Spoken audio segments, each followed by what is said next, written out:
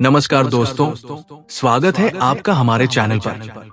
आज हम आपके लिए लेकर आए हैं एक बेहद खास वीडियो।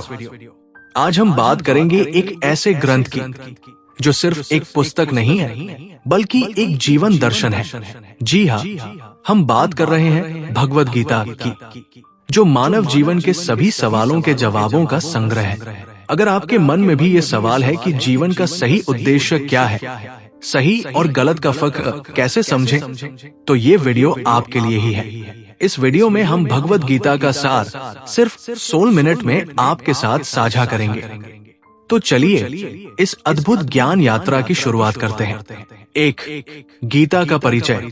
दोस्तों, भगवद गीता महाभारत के एक महत्वपूर्ण अध्याय का हिस्सा है। ये संवाद कुरुक्षेत्र के मैदान पर भगवान श्री कृष्ण और अर्जुन के बीच हुआ था।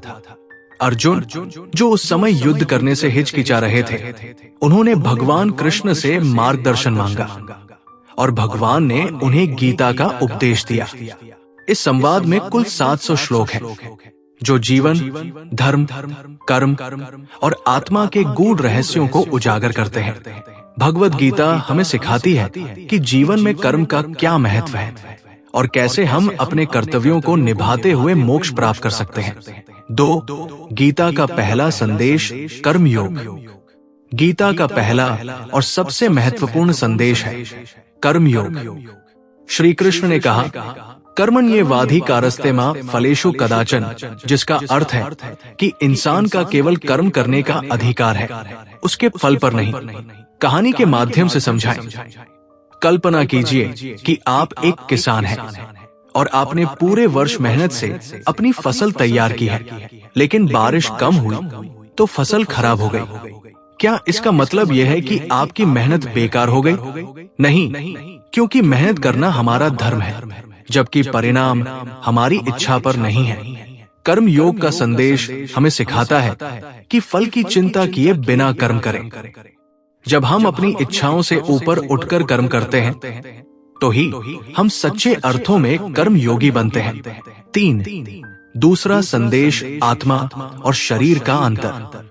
भगवान श्री कृष्ण ने अर्जुन को समझाया कि ये शरीर नश्वर है, लेकिन आत्मा अमर है। शरीर का नाश होना निश्चित है, लेकिन आत्मा अजर अमर है। कहानी के माध्यम से समझाएं।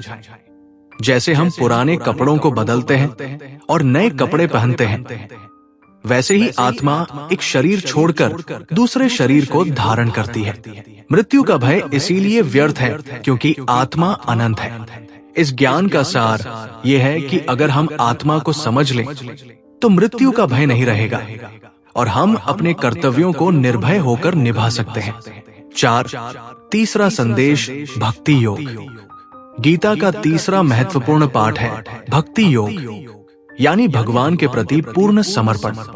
भक्ति योग का अर्थ केवल पूजा करना नहीं है, बल्कि पूरी श्रद्धा और विश्वास के साथ भगवान के प्रति समर्पण करना है।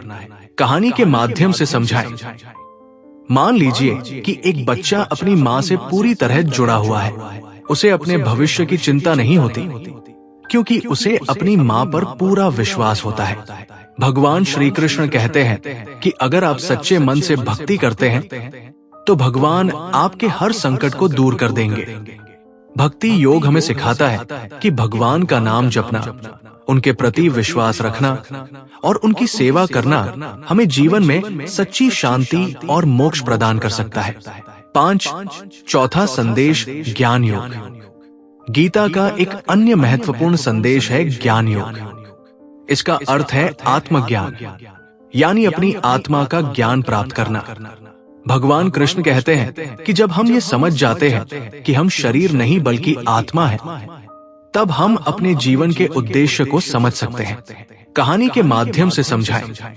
एक बार एक राजा अपने राजमहल में था, लेकिन उसे शांति नहीं मिल रही थी। वो संत के पास गया और संत ने उसे ज्ञान दिया कि बाहरी सुख हमें कभी शांति नहीं दे सकते, असली शांति अपने भीतर ही है।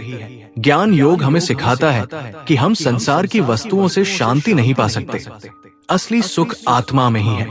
6, पांचवा संदेश, निष्काम कर्म। गीता में निष्काम कर्म का भी विशेष महत्व है। यानी ऐसा कर्म जिसमें कोई स्वार्थ न हो। कहानी के माध्यम से समझाएं। एक पेड़ फल देता है, छाया देता है, लेकिन बदले में कुछ नहीं मांगता। यही निष्काम कर्म है। अगर हम भी पेड़ की तरह निस्वार्थ भाव से कर्म करें तो हमें कभी दुख का सामना नहीं करना पड़ेगा। भगवान कहते हैं, जो व्यक्ति स्वार्थ रहित होकर अपने कर्म करता है वही सच्चे अर्थों में धर्म का पालन कर रहा है। 7, छठा संदेश, योग का महत्व। गीता में योग का भी वर्णन किया गया है। योग का अर्थ केवल शारीरिक अभ्यास नहीं है, बल्कि मन, शरीर और आत्मा का संतुलन है।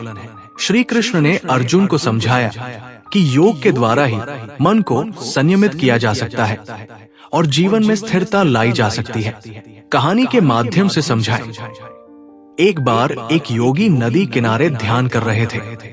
उन्होंने बताया कि जैसे नदी के पानी में हलचल होती है, वैसे ही मन भी चंचल होता है। लेकिन जैसे पानी धीरे धीरे शांत हो जाता है, वैसे ही ध्यान के माध्यम से मन को भी शांत किया जा सकता है। योग का महत्व हमें सिखाता है कि ध्यान और साधना से हम अपने जीवन में स्थिरता और शांति प्राप्त कर सकते हैं। 8, सातवां संदेश, सत्य और अहिंसा। भगवद गीता में सत्य और अहिंसा का भी विशेष उल्लेख है। भगवान श्री कृष्ण ने कहा कि सत्य ही सबसे बड़ा धर्म है और अहिंसा से ही हम सभी प्राणियों के प्रति सच्ची करुणा दिखा सकते हैं। कहानी के माध्यम से समझाएं।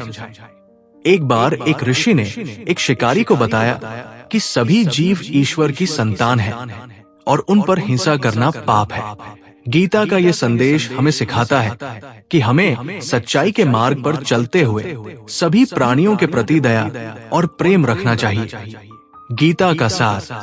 दोस्तों, इस प्रकार भगवद गीता में जीवन के सभी सवालों के जवाब है। गीता हमें सिखाती है कि हम अपने कर्मों को निष्काम भाव से करें, आत्मा का ज्ञान प्राप्त करें, भगवान के प्रति भक्ति रखें, योग का पालन करें और सत्य व अहिंसा के मार्ग पर चलें। अगर हम गीता के इन संदेशों को अपने जीवन में अपनाएं, तो हम न सिर्फ एक अच्छा जीवन जी सकते हैं, बल्कि मोक्ष भी प्राप्त कर सकते हैं। भगवद गीता हमें यही सिखाती है कि जीवन में सच्ची शांति और सुख बाहरी चीजों में नहीं, बल्कि आत्मज्ञान और निष्काम कर्म में है। तो दोस्तों, उम्मीद है कि आपको आज का ये वीडियो पसंद आया होगा और गीता के इन संदेशों से आपको जीवन में कुछ सीखने को मिला होगा। अगर आपको ये वीडियो पसंद आया है तो इसे लाइक और शेयर करना ना भूलें और चैनल को सब्सक्राइब करें।